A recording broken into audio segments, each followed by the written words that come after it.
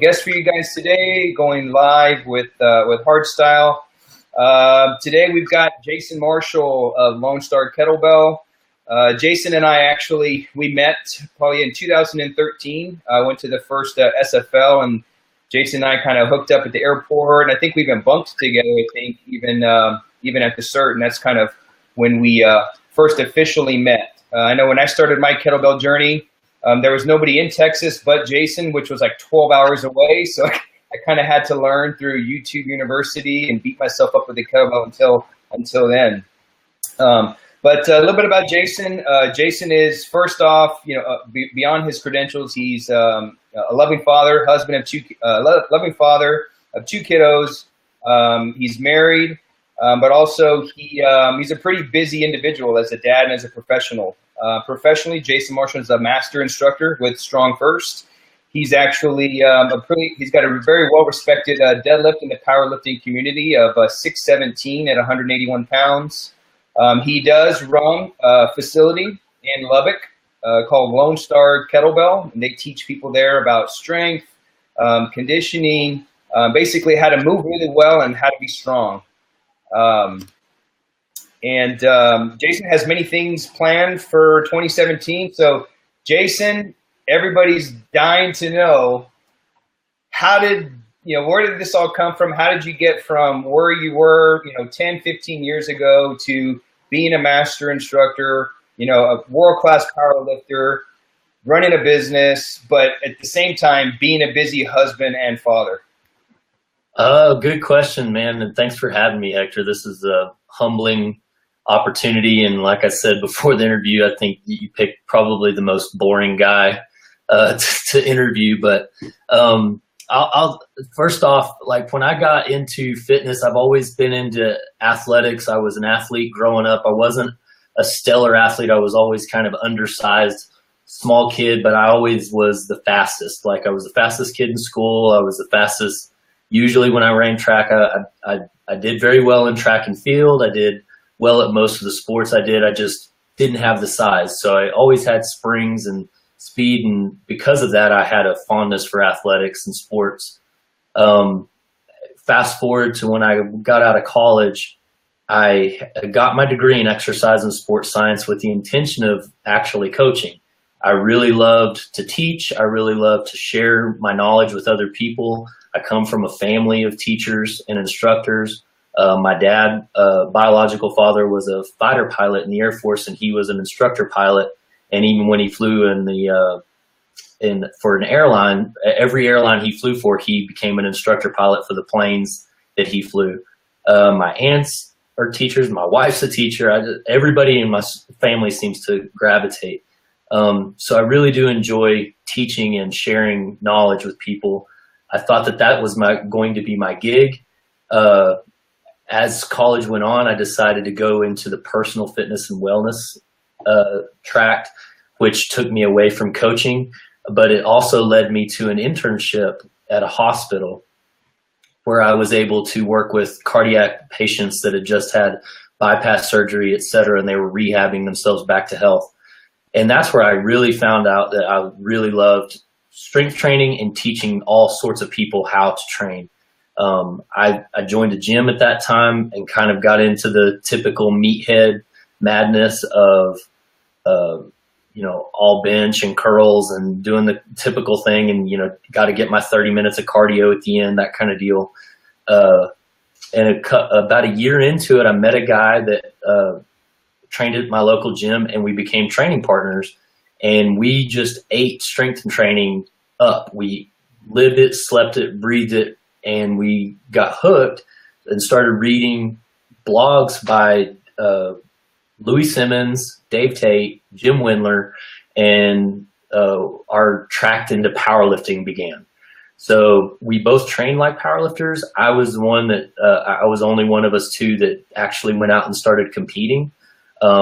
But a lady that we trained with, she was in her 50s and she was a competitive powerlifter and kept on bugging us. You got to do this. You got to do this. You guys are the strongest guys in the gym. You've got to train for a powerlifting meet. And so I just bit the bullet. There was one in Lubbock 3 months when she mentioned this, 3 months after that. And so I did my first meet. I got up early in the morning, weighed in, ate some bananas and peanut butter, and did my lifts. I went 9 for 9 that day. The only meet in my entire powerlifting career that I've gone 9 for 9 was my first meet. But I undershot all of my numbers because I didn't really know how to plan for it. So fast forward again, a little bit longer, I read some articles by Donnie Thompson and Mark Bartley, who were big writers for Elite Fitness. They were big West Side barbell followers. They actually went through some of the early RKC certifications in the old organization with Pavel, and they would write about kettlebell training. And they were writing about it in their as their mobility and their what they called prehab work.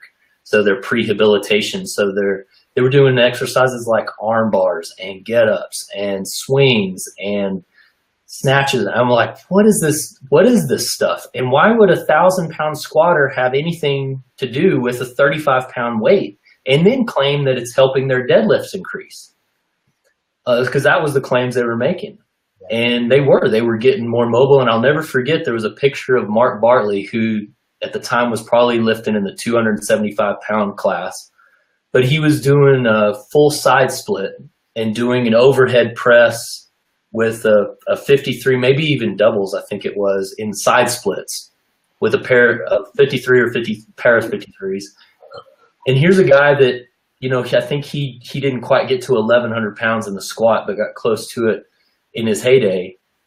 And he was totaling, 2,600 pounds or something. I'm like, there's something to this. And so we started looking into Pavel kettlebells.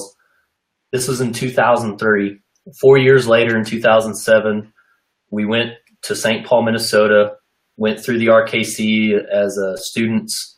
And it was in October. It was rainy, misty. And back then we went out into this field and we did the certs. And it was a pretty intense 3 days. We made it through and passed. And when we got home, literally the next week, we started Lone Star Kettlebell and started training people out of a commercial gym or commercial shop. And I've been doing that off and on ever since. I've gone through now, this is my 4th location.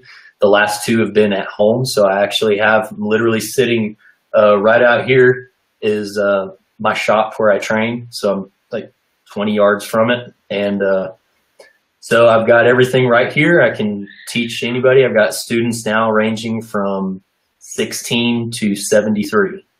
And I've got 2 instructors that teach on their own for me. And that's that. So after the RKC, it's just kind of, as they say, the rest is history. I think I was listening to Karen last week, and she said when she got bit by the bug after her first event, everything I could do was to be around Pavel and to be around his instructors. Yeah. I wanted to learn as much as I possibly could from these people. And then eventually it was like, wow, I want to be one of these people.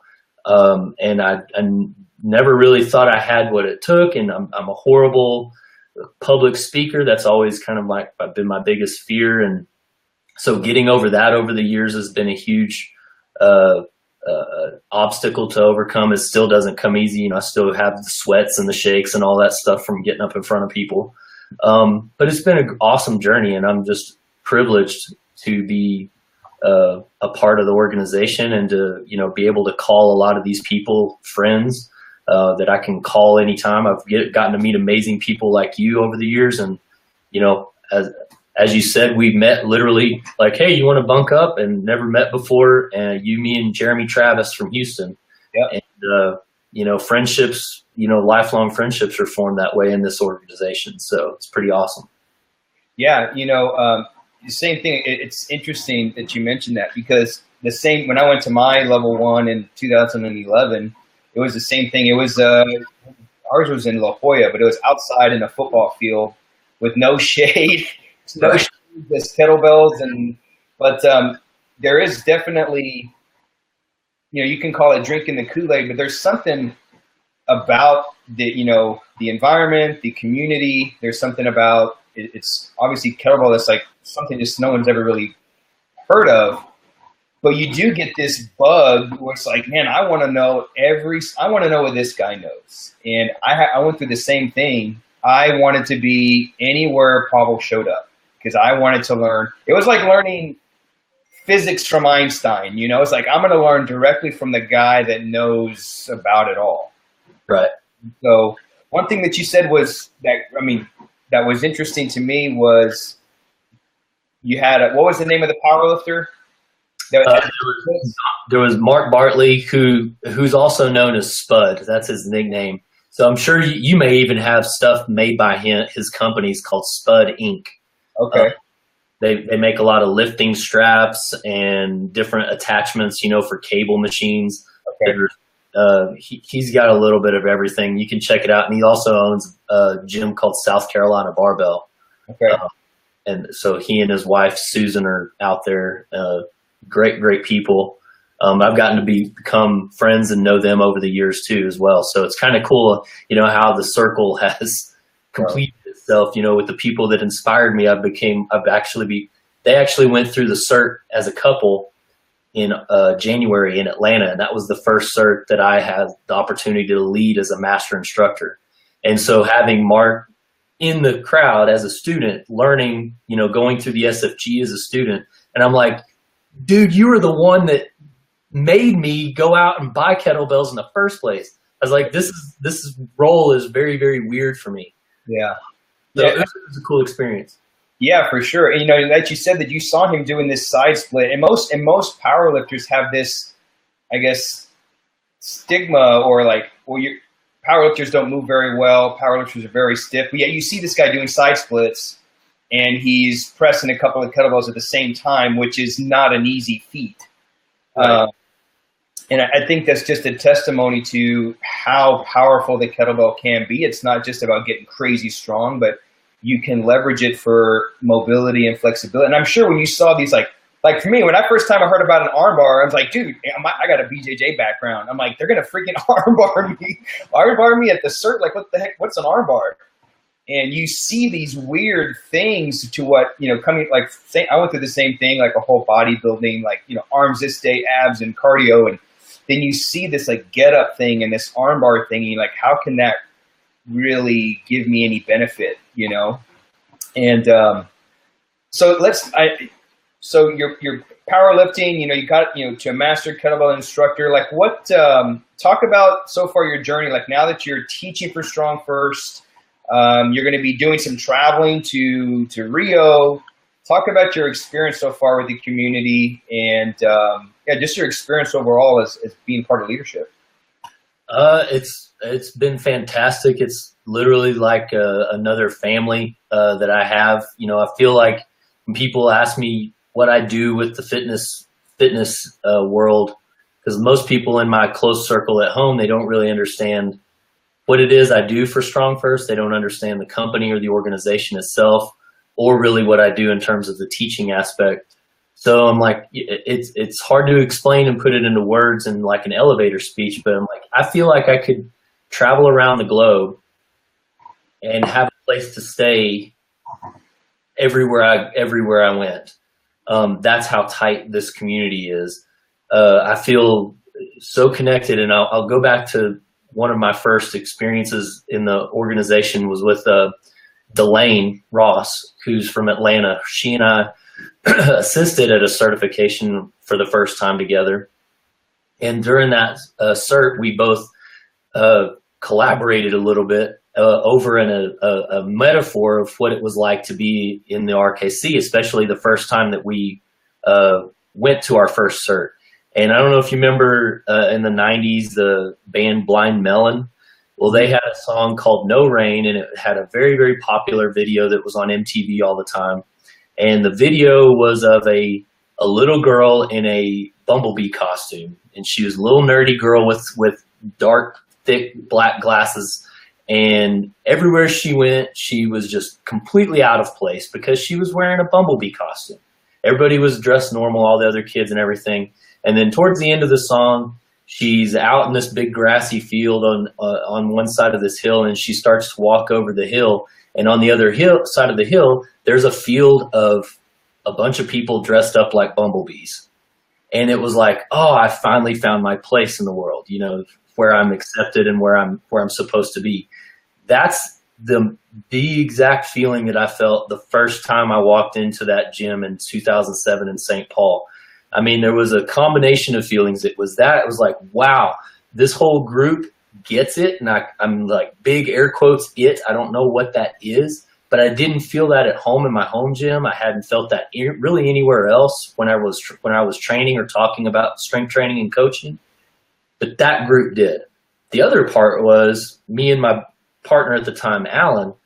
We walked in there and we both thought we were kind of, you know, we were the strongest guys at our home gym, and we kind of, you know, thought we knew what we were doing. We'd been reading West Side and Louis Simmons for 4 years, and we're like, we got this. We understand this stuff. Who's this Pavel guy anyway? You know? But we're looking around the room, and it's like that scene from Top Gun when Maverick and Goose walk into Top Gun for the first time, and they're looking around at each other like wondering who's the best. Right. That's what we do, like, who's the strongest in here? You know? Because I'm pretty sure it's me. But nope, it was not. We were fooled by our own egos, and we were humbled so badly that first day that literally we were going to think about quitting and going home. It really wasn't until the next morning where we were like, let's really keep an open mind and listen, because we got absolutely beat up and trashed that first day. I can't tell you how many times Pavel walked by and never said any other sentence except for this: Jason, narrow your stance. Jason, narrow your stance. Because I wanted to swing like I deadlifted. Yeah. And, which was a sumo style deadlift. Yeah. And anyway, yeah. So that's the idea. Unfortunately, I can't describe it other than a '90s MTV video by a irrelevant band. I went through the same experience when I went through my level 1, and it was the same kind of thing. You're in this room and you got a bunch of guys, you know, and you're looking around, you're like, man, I wonder how much this guy can press. I wonder how much this guy, and I can probably outdo this or whatever. But, you know, you definitely get humbled after the first hour, you know? Yeah. And I remember this, I remember Brett Jones was one of I think he was the deputy at mine. And at the end of it, the cert, I definitely had that same, like, feeling like, wow, this is where I belong. And I remember talking to Brett, and I said, you know, first off, thanks for everything. And I definitely felt like we're all looking the same way. We're all looking the same direction. It wasn't all about reps and sets. It was about just creating stronger people, you know, which was great. Yeah, and Paul never talked much. Yeah, at least he told you to narrow your stance. He didn't say much to me. You know, one thing I'd like to touch on that you and I talked about previously was you're not actually in the fitness industry per se. You know, myself, I run a school. I do this full time, and many of the others in leadership or that are involved in the kettlebell community are either personal trainers, they run a gym, you know, CrossFit, etc. But you actually don't. You're not in the fitness community. You're doing something else. Tell us about that. Well, while I was in school at Texas Tech University, I was going to school for exercise science. My intention was to get into the field. The hospital that I interned with even offered me a job whenever I graduated. But the rub was that the only way I could excel or increase my status in that particular hospital and with the company was to go back and get more school. And I'd already been in school for 6 years, and I didn't have a PhD or a master's. So I was like, it's time for me to start, you know, paying the bills and getting my student loans paid back. And so I had worked for a bank all through college for 3 years while I was in school. I worked as a night shift operator in the data center, you know, learning how to run these, you know, IBM big mainframe computers and print statements and do all the things that probably most people don't know that happens behind the scenes in a bank. But I didn't have to go to work until 4 p.m. I was off at 9 most nights. I got weekends off. It was a great college job to pay the bills. But whenever I got out, there really wasn't a lot in the fitness industry. This was 2001. and there just wasn't a whole lot. I didn't want to go be a personal trainer at a gym. I'd kind of given up on the idea of me going and coaching in the school setting. So I just went to my HR person at the bank and was like, hey, what do you have to offer in a full-time position? And so I started out as a teller. I've had 9 or 10 different jobs since then. And actually just last week, I hit my 19th anniversary with the same institution. So now I'm a vice president. I work in analytics, kind of a back office type job. But the whole time I've always pursued my fitness career in terms of educating myself. So if I wasn't working at the bank, I was reading and studying and lifting about training and strength training. I was competing, and I did my first powerlifting competition in 2003.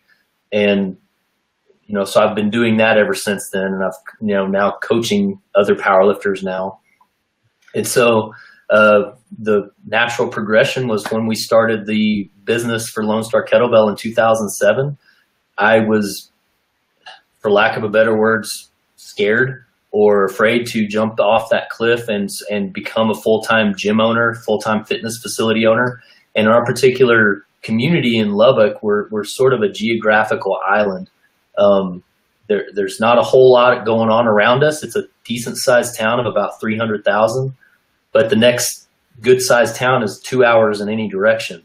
So there's not a whole lot, in terms of population to infuse a strong fitness industry. It's always kind of been a struggle to get people here to buy into what we believe in Strong First and what Pavel was first teaching. We just now, in the last few months, have like a legit powerlifting and strongman training facility, but it wasn't started by me. It was started by another guy, which it's awesome. It's really, really cool, and just happens to share sort of the same name. It's called Lone Star Strength. But I've just always seen, hey, I can juggle both these things. As I've progressed in the bank, I've also been afforded more paid time off and more time to go and travel and do the things that I've been able to do with Pavel's organizations. And so it's just kind of worked. And now that I've got kids of my own, they're growing. They've got things that they're going to be involved with soon. It's the stability factor of having a career now with a financial institution, which I have zero education background or anything, but I've self-taught, and I self-taught through experience for what I do with them. So it's just always kind of worked. And everybody that I've ever asked for advice, like, hey, I want to do this full time. I'm going to jump off the ledge and do this. They're like, nope, don't do it. You got health insurance, you got benefits, you got this. I'm like, all right. So I've followed that advice over the years, 10 years now, because Lone Star Kettlebell is 10 years old this year. Yeah. And, it hasn't become what I thought it would, but, for me, God had a different plan in mind. And so I'm just kind of following that at the time. Gotcha. Yeah, and that was going to kind of be my next question is now that you're becoming really active in the Strong First community, you are teaching, you're going to be leading now your first certification for the SFL, which is our barbell instructor course. It's certification. And you've led several, SFG level 1 and level 2 certs. Do you see yourself at all in the future, finally jumping ship and going full head in? Man, I can't make that kind of prediction. That would be something that would happen at the right time with all the right, cogs in place and make the machinery work. At this point in time, I see the balance. That's the biggest thing, is me trying to maintain balance. And, some people, when I tell them what I do, especially when I'm at a certification or course, I'm like, at the end, I usually say, hey, guess what? I actually am a vice president of a bank. And they're like, what? I'm like, yeah. I don't even do this full time. I just slept at a Holiday Inn Express last night. So it's like I get up, today I've got casual Friday, so I'm, wearing a polo shirt, but normally it's suit and tie. I feel a lot like Clark Kent, and when I get into the gym, I get to put my Superman clothes on, and go do Superman type things. Right. And so it's a good balance for me. Yeah, I love it. I mean, suit and tie by the daytime, and then deadlifting heavy stuff and doing swings in the evening and teaching people about strength. Right. Exactly. Love it. Okay, so I mean, we're coming pretty much to the end. So really quick, I mean, as a busy dad, business owner, your banker, traveling strong first, like, what does your training look like now? People probably wonder, like, how does this guy even fit in training time? My training has been very, very intuitive lately. So I've tried to follow what my body's telling me, and my body is. I turned 40 at the end of the year, and my body's telling me that my knees are getting a little crustier. Now I'm feeling a lot better right now, but towards the first of the year, I wasn't feeling that good. So I've tried to modify my training, and right now I'm doing basically heavy single arm swings. I'm doing more of an A&A style. I don't know if everyone's familiar with that, but it's the alactic and anti-glycolytic training protocols that Pavel and Al Ciampa have come up with that they're presenting this year in the Strong Endurance Plan programs. So it's, for me, I'm so sold on this because of the benefits I get from it in terms of my overall health and well-being. And I think that for my longevity's sake, like if I'm looking at this from the terms of a long game, like how's my training today affecting me as a grandfather 30 years from now? When I'm a granddad at 60, am I still going to be able to go hit the trails on my mountain bike?